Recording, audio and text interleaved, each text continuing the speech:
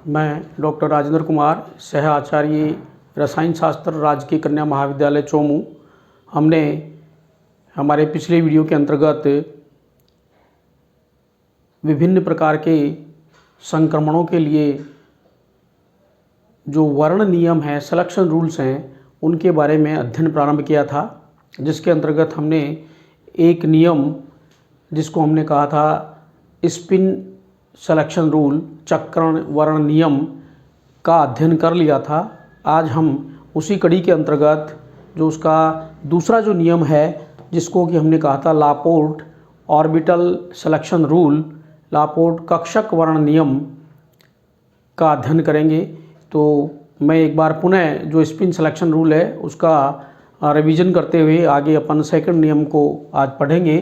तो नंबर 1 सबसे पहला जो नियम था हमारा वो था स्पिन सिलेक्शन रूल। क्या था स्पिन सिलेक्शन रूल? बिल्कुल सिंपल। इसके अंतर्गत हमने ये पढ़ा था कि यदि चक्रण जो क्वांटम संख्या का मान 0 है, अर्थात ट्रांजिशन से पहले और ट्रांजिशन के बाद इलेक्ट्रॉनों के चक्रण के मान में कोई परिवर्तन नहीं आता है, तो वो जो संक्रमण है वो आपका अलाउड की श्रेणी के अंतर्गत आता है।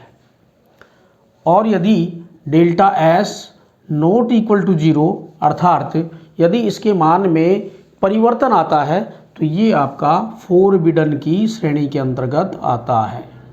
इस प्रकार का जो संक्रमण होगा वो फोरबिडन की श्रेणी में आता है। और इसके अंतर्गत हमने विभिन्न प्रकार के एग्जाम्पल लेकर के इसको एक्सप्लेन किया था कि यदि संक्रमण से पहले किसी भी यौगिक की, किसी भी अणु अथवा आयन की जो अवस्था है वो सिंगलेट है, तो संक्रमण के बाद में भी सिंगलेट है। अर्थात यदि सिंगलेट से सिंगलेट में कन्वर्ट हो रहा है, डबलेट से डबलेट में बदल रहा है, ट्रिपलेट से ट्रिपलेट में बदल रहा है, तो उसके चक्रण के मान में परिवर्तन नहीं आ रहा है। और परिवर्तन नहीं आ रहा है इसका मतलब वे सारे संक्रमण अलाउड की श्रेणी में आते हैं। इसके लिए हमने विभिन्न एग्जाम्पल्स भी लिए थे, जैसे D2 कॉन्फ़िगरेशन के लिए जो आद्य अवस्था में प्राप्त हुई थी 3F 3P, उनमें आपस में संक्रमण हो सकता है।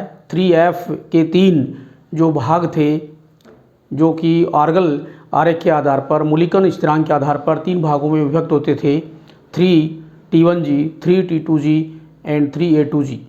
तो इनके अंतर्गत आपस में संक्रमण हो सकता है। ठीक इसी प्रकार से, यानी लोअर एनर्जी स्टेट से हायर एनर्जी स्टेट वाली जो अवस्था है उसके अंदर ऊर्जा अवस्था है, उसमें संक्रमण पाया जा सकता है। इसी प्रकार से 3F से 3P में भी संक्रमण हो सकता है। परंतु इसकी जो अन्य अवस्थाएं थी 1G 1D 1S, तो 3F से 1G में संक्रमण फोरबिडन की श्रेणी के अंतर्गत आता है।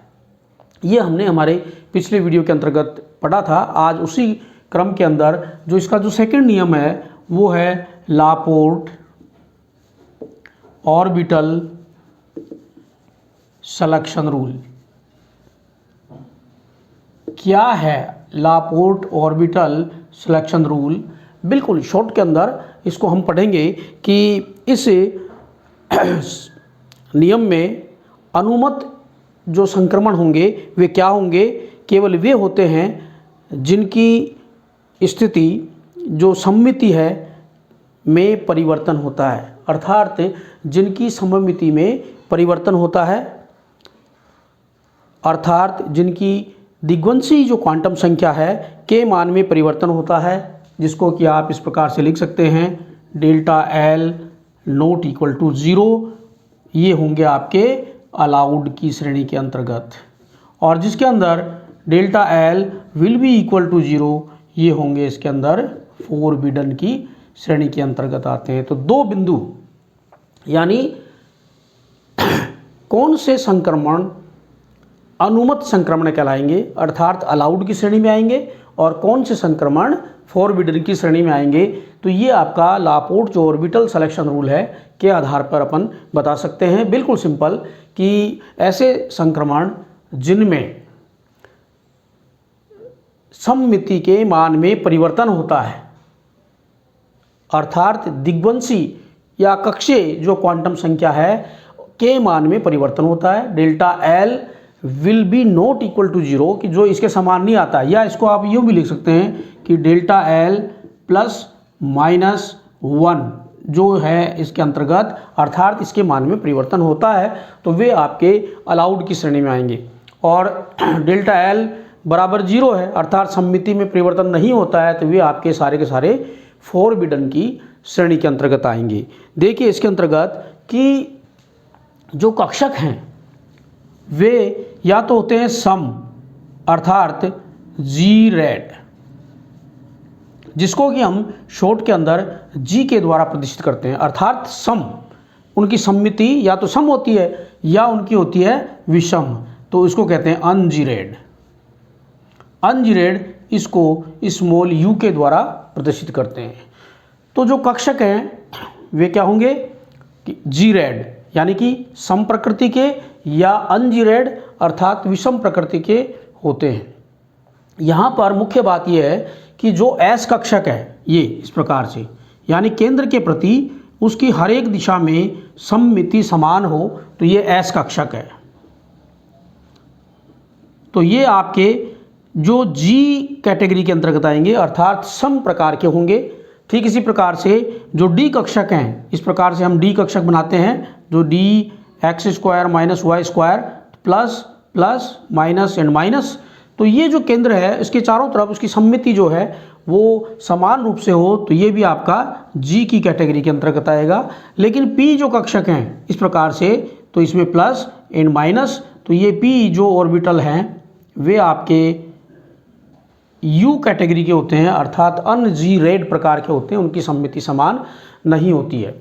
तो यहाँ जो अपनी मुख्य बात है वो ये है कि कौन से संक्रमण अलाउड होंगे, अर्थात सममिति के मान में परिवर्तन होता हो। इसका मतलब ये हुआ कि यदि संक्रमण आपका जी से यू प्रकार का या यू से जी प्रकार का, ये संक्रमण तो होंगे आपके अलाउड की श्रेणी के अंतर्गत, कि इनमें जो संक्रमण होगा वो अनुमत कहलाएगा।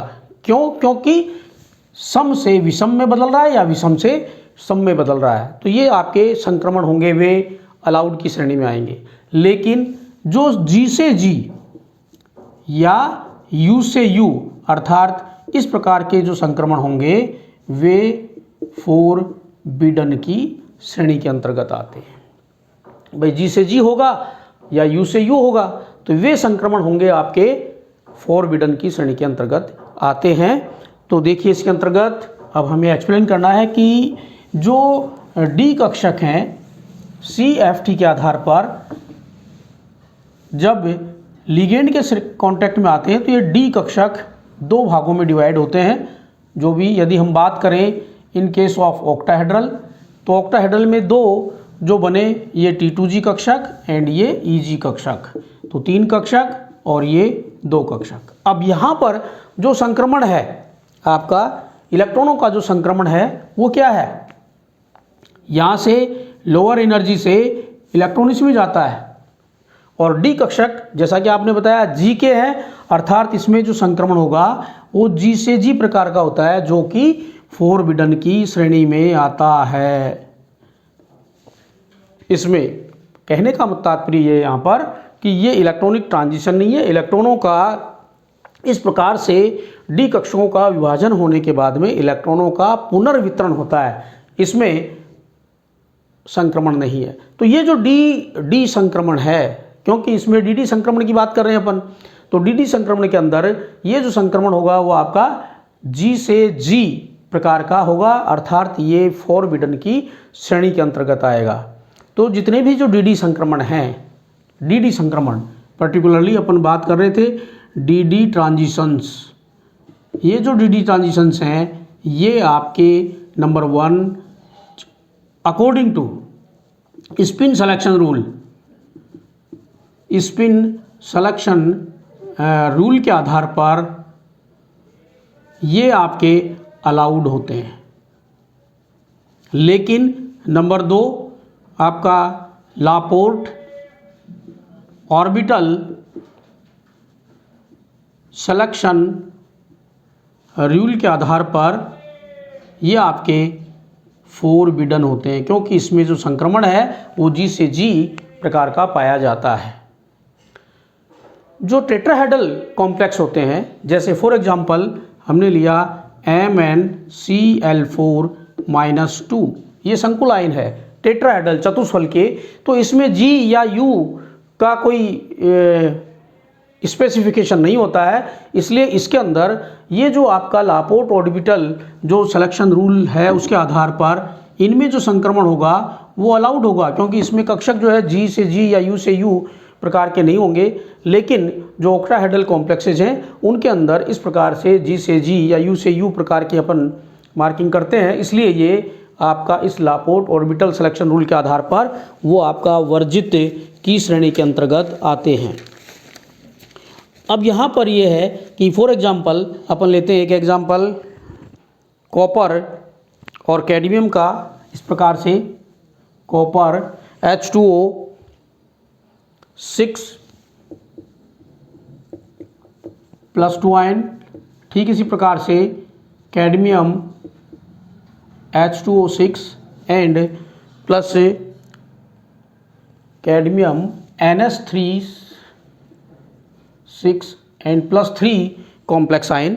तो इनके अंतर्गत जो कक्षक हैं आपके P व D कक्षकों का मिश्रण संभव नहीं है, परंतु इन संकुलों में धातु लिगेंड बंद कंपन के कारण लिगेंड अपना समय केंद्रीय सममिति साम्य स्थिति से बाहर व्यतीत करता है, इसलिए बहुत कम मात्रा में इनका मिश्रण होता है, जिसके कारण कम तीव्रता का स्पेक्ट्रम हमें प्राप्त होता है। यानी इसके अंदर जो P और D कक्षक मेटल के और P कक्षक आपके लिगेंड के आपस में कम मात्रा में मिश्रित होते हैं, इसलिए कम तीव्रता के हमें इसमें बैंड प्राप्त होते हैं। अब यहाँ मुख्य बिंदु ये आता है कि भाई ये जो DD संक्रमण है जो कि लापोर्ट ऑर्बिटल सिलेक्शन रूल के आधार पर वर्जित की श्रेणी में आता है, तो ये क्यों पाए जाते हैं? जब ये वर्जित की श्रेणी में आते हैं तो ये क्यों पाए जाते हैं? बिल्कुल सिंपल इसके अंतर्गत है कि इसके दो कारण है आपके वर्जित या फॉरबिडन की श्रेणी में आते हैं। तो क्यों पाए जाते हैं? क्योंकि इनके अंतर्गत जो नियम है आपका लापोर्ट ऑर्बिटल सिलेक्शन रूल, उसमें थोड़ी सी ढिलाई यानी रिलैक्सेशन के कारण ये हमें DD संक्रमण इसमें प्राप्त होते हैं।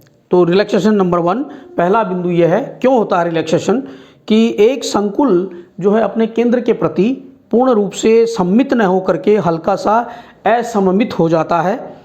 किसी बहुपरमाणुक लिगेंड की संरचना में मूलभूत सममिति के कारण या क्रिस्टल में संकुलित संकुल अणु के वातावरण के कारण उसमें विकृति आने के कारण ये जो केंद्र है वो सम्मित न होकर के हल्का सा असम्मित हो जाता है। तो पहला रीजन तो ये कि केंद्र पूर्ण रूप से सम्मित न होकर के किसी भी कारण से हल्का सा असम्मित हो जाता है, तो ये जो ट्रांजिशन है DD संक्रमण वो संभव हो जाती है।